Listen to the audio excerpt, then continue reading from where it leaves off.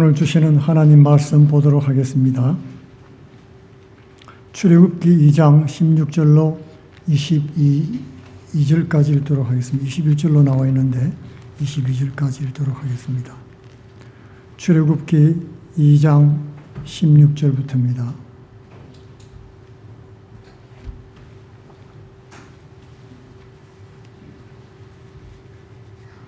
미디안 제사장에게 7달이 있더니 그들이 와서 물을 길어 구 위에 채우고 그 아비의 양무리에게 먹이려 하는데 목자들이 와서 그들을 쫓는지라. 모세가 일어나 그들을 도와 그 양무리에게 먹이니라. 그들이 그 아비 르우엘에게 이를 때에 아비가 가로되 너희가 오늘은 어찌하여 이같이 속히 돌아오느냐.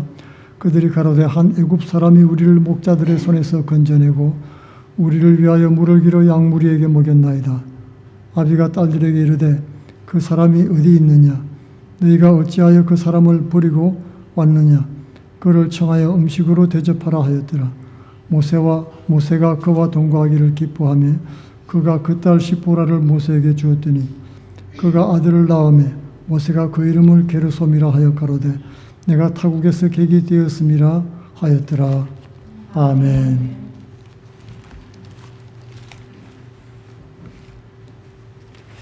오늘은 이 본문 말씀으로 은사의 사람 모세란 제목으로 은혜를 나누기를 원합니다.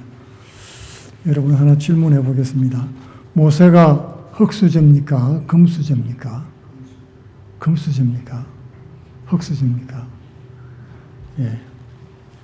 이스라엘 사람들은 어떻게 생각을 할까요? 이스라엘 사람들은 모세를 난 사람이라고 생각을 합니다. 탁월하다는 뜻이죠. 탁월한 장군이요 정치인이고 지도자입니다. 그러나 신약의 성도들은 모세를 어떻게 생각할까요? 우리가 말씀을 자세히 읽어보면은 난 사람이기도 하지만은 특별히 하나님의 은사로 된 사람이라고 할 수 있습니다. 흙수저로 태어나서 금수저를 입에 물고 자라나서 다시 흙수저로 돌아갔던 사람이죠. 은사란 말은 구약에 직접 나오지는 않지만은 신령한 선물인 은사는 신약 성경에 나오는 말입니다. 교회를 위해서 쓰임받는 사람들에게 하나님이 특별히 주시는 선물이죠. 은사는 사역을 통해서 섬길 때 나타납니다. 섬김을 통해서 나타나는 것이 은사라는 것입니다. 모세는 하나님의 집에 사환으로 섬겼다. 히브리서에 그렇게 말씀하고 있죠.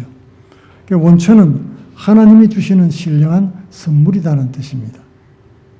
교회에 지체된 성도들을 섬기도록 하나님이 부어주시는 각별한 은혜이자 남다른 능력입니다. 하나님이 주신 신령한 선물이면서 또 하나님 은혜로 채워진 재능이라고 할 수 있습니다. 이 원어로 보면 은사란 말은 푸뉴마티카라는 말을 쓰는데 하나님의 호흡, 하나님의 영 그런 뜻이죠. 또는 카리스마, 익숙하죠. 이 말은 카리스마라는 말도 사용합니다. 은사, 매력이다. 매력이 있고 재능이 있고 능력이 있는 사람을 카리스마가 있다 이렇게 얘기를 하죠. 근데 이런 말은 구약에는 안 나옵니다. 그러나 구약이 안 나온다 해서 은사가 없는 거 아니죠. 하나님은 주의 일을 하실 때 성도들을 도구로 사용을 하십니다. 그럴 때 그 사람의 마음을 먼저 하나님의 영으로 채워서 사용을 하시는 것입니다. 그러므로 하나님께 쓰임받는 사람들은 다 은사의 사람들이다라고 말을 할 수가 있겠습니다. 지금도 마찬가지죠. 하나님의 은혜로 주를 섬기고 여러 가지 일로 교회를 성도를 섬기는 사람들은 은사자라고 할 수 있습니다. 하나님의 사람들은 다 하나님의 영에 붙들려 섬겼던 것입니다. 하나님의 영에 충만해서 말씀도 전하고 하나님이 영에 인도하는 대로 봉사하고 섬기면서 하나님 나라를 세우고 섬겨나갔습니다. 주의 일을 행할 때는 언제나 하나님이 부으시는 영이 있고 은사가 있고 새롭게 하시는 능력이 있었습니다. 삼손이나 사울에게도 하나님의 영이 임했죠. 선지자 미가는 3장 8절에서 여호와의 영으로 말미암아 능력과 정의와 용기로 충만해졌다고 했습니다. 그리고 야곱의 허물과 이스라엘의 죄를 담대하게 드러내리라고 했던 것입니다. 세상이 어둡고 악한데 그걸 있는 그대로 눈앞에서 드러내기가 쉽지 않습니다. 득달같이 달려들어서 사람들은 그를 멱살잡이를 하고 죽였던 것입니다. 에스겔은 1장 3절에서 하나님의 말씀과 함께 여호와의 권능을 받았습니다. 말씀을 받기만 한 것이 아니라 능력을 받아서 그 말씀을 전할 수 있게 되었다는 것입니다. 하나님이 성막을 만든 일꾼들을 세우실 때도 마찬가지입니다. 오홀리압과 불살레를 지명하시고 그에게 하나님의 영으로 충만케 채워주었습니다. 그래서 지혜와 총명과 지식으로 여러 가지 공교한 일을 다 감당할 수 있게 한 것입니다. 우리가 교회를 섬기고 성도를 섬길 때 여러 가지 복잡한 일들이 많이 있죠. 그런 일들을 지혜를 주셔서 감당할 수 있게 하셨다는 것입니다. 하나님이 능력을 주시지 않으시면 할 수 없다는 것입니다. 이사야 11장 2절에서 하나님의 영은 지혜와 총명의 영이요 모략과 재능의 영이요 지식과 여호와를 경외하는 영이라고 소개하고 있습니다. 이렇게 하나님의 영은 성령한 은사를 통해서 가난한 자와 겸손한 자도 판단하고 세상과 악인을 심판하게 하시는 것입니다. 그러므로 이 은사는 하나님 나라를 이 땅에 세우는 성령의 선물인 것입니다. 두 번째 은사는 난 사람을 된 사람 되게 하는 은혜라고 말할 수 있습니다. 난 사람은 재능을 가지고 타고난 자연인을 말합니다. 각 사람마다 숨은 재주 몇 가지씩은 갖고 태어나죠. 전문가들은 한 500가지를 산 사람이 가지고 난다고 합니다. 그 중에서도 특출한 재능 한두 가지씩은 다 있지요. 군뱅이도 구르는 재주가 있다는 것처럼 각 사람마다 숨은 재주가 있는 것입니다. 모든 사람은 각양각색의 재능을 갖고 태어나는 것입니다.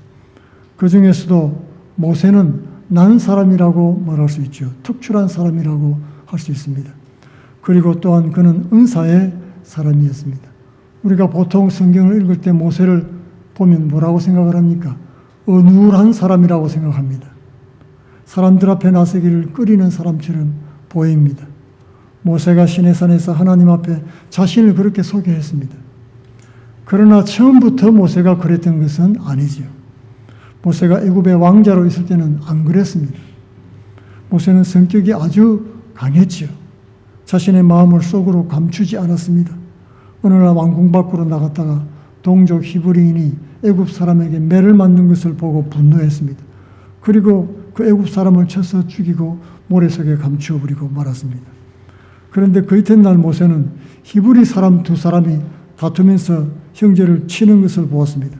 그때 끄리낌 없이 또 모세는 싸움에 끼어들어서 내가 어찌 동포를 치느냐고 간섭을 하고 나섰던 것입니다. 모세는 그런 성품의 사람이었습니다. 그랬던 모세가 바뀌었습니다.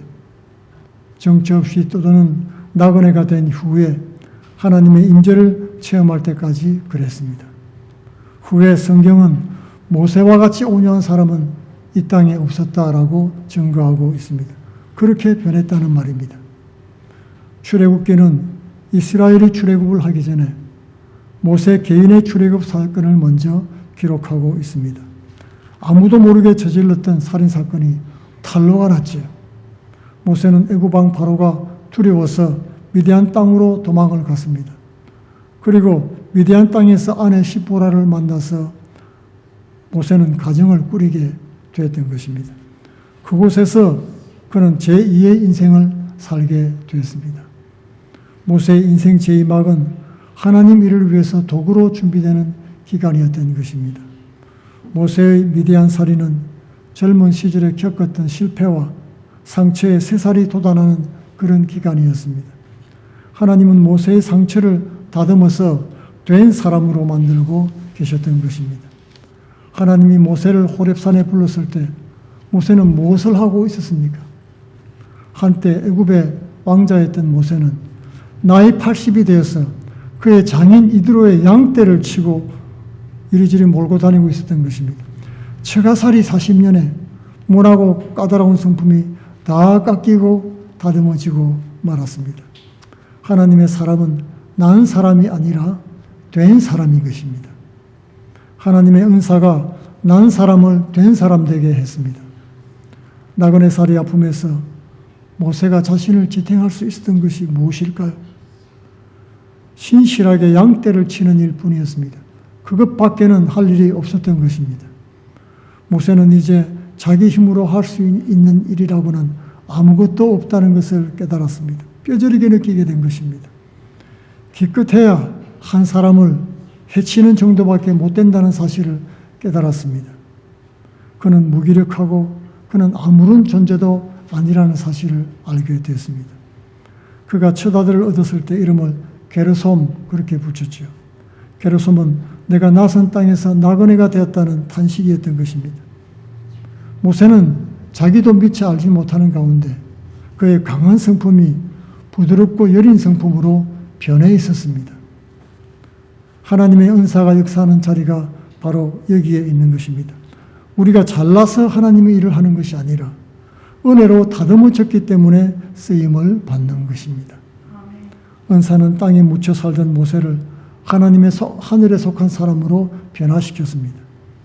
세상에 군림하려고 했던 사람을 하나님의 도구가 되게 했던 것입니다. 은사는 능력이기 전에 성품입니다. 재능이기 전에 인품인 것입니다. 하나님의 은혜는 불같은 성격의 모세를 부드럽고 원만한 성품으로 변화되게 했습니다. 은사는 전적으로 난 사람을 된 사람 되게 하는 하나님의 은혜인 것입니다. 세 번째로 은사는 나를 비울 때 채워지는 은사입니다. 은사는 채우기 전에 먼저 비우는 것이란 말입니다. 나의 재능을 내려놓을 때 하나님이 은사로 채워주십니다. 플러스 되기 전에 먼저 마이너스가 되는 것입니다. 그것이 은사의 원리입니다. 모세는 세움을 받기 전에 먼저 철저하게 낮아져야 됐습니다. 하나님께서 부르실 때 모세는 망설였죠. 그것은 모세가 비워졌기 때문에 그런 것입니다. 텅텅 비었습니다. 한없이 낮아진 자신의 모습을 발견했기 때문에 그런 것입니다. 주여 나는 입이 둔한 사람입니다. 주여 보낼 만한 사람을 보내소서. 이 고백은 모세의 진심이었던 것입니다. 그는 옛날의 모세가 아니었습니다. 완전히 변해 있었습니다. 물이 낮은 곳에 고이듯이 은혜가 무릎 꿇은 자에게 주어지듯이 모세는 낮아져야 했고 자기를 비워야 했던 것입니다. 모세는 사명자로 부름받을 때 이 같은 과정을 반드시 거쳐야 됐습니다. 미디안 광야에서 자기 양도 아니고 장인 이드로의 양을 치다가 자신을 부르는 하나님의 음성을 들었던 것입니다. 모세는 자기 분수를 철저하게 느끼고 있었습니다. 하나님께서 모세를 애굽 왕에게 바로에게 보내려고 하자 3장 1절에 내가 누구이기에 바로에게 가며 이스라엘 자손을 애굽에서 인도하여 내리까라고 되물었던 것입니다. 그리고 12절에서 하나님이 내가 반드시 너와 함께 하리라고 다짐했습니다. 그래도 모세는 주저했던 것입니다. 그리고 나는 사람들 앞에 나설 만한 위인이 못 된다고 고백했던 것입니다. 하나님이 주시는 신령한 선물은 자기를 낮추는 자에게 임하는 것입니다. 모세는 애굽으로 파송되기 전에 하나님 앞에서 철저히 자기를 부정하는 단계를 밟아야 했던 것입니다. 강이 큰 바다를 향해 나아가는 것은 더 낮은 곳으로 내려간다는 뜻입니다. 높아지려면 더 낮추어야 하는 것입니다. 높은 산은 골짜기가 더 깊습니다. 사명자로 부를 때 모세가 망설인 것은 한편으로는 모세가 자신을 비우는 과정이었습니다. 그리고 또 한편으로는 모세의 심정을 하나님의 뜻으로 채우는 과정이었던 것입니다. 비우는 것은 은사의 조건입니다. 그리고 채워지는 것은 은사의 내용인 것입니다. 사람이 능력을 비워낸 자리에 하나님의 능력이 채워집니다. 그것이 은사인 것입니다. 하나님이 모세에게 은사와 능력을 주시는 이야기는 모세가 하나님이 누구신지를 배우는 과정이었습니다.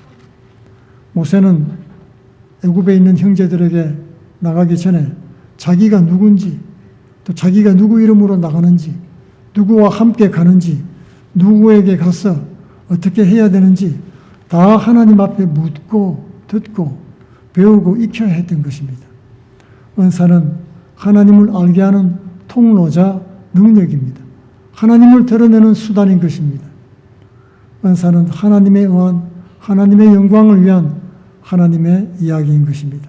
그것을 배우고 익히는 자리에서 하나님은 모세에게 능력을 주셨습니다. 그 능력의 표가 무엇입니까? 모세가 들고 있던 지팡이였습니다.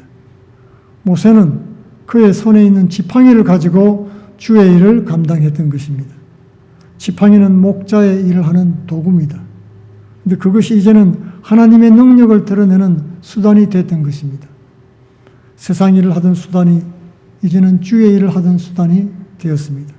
자신의 생업을 위해서 사용한 재주를 이제는 주께 비워드릴 때 주를 위해서 섬기는 일에 사용되게 된 것입니다.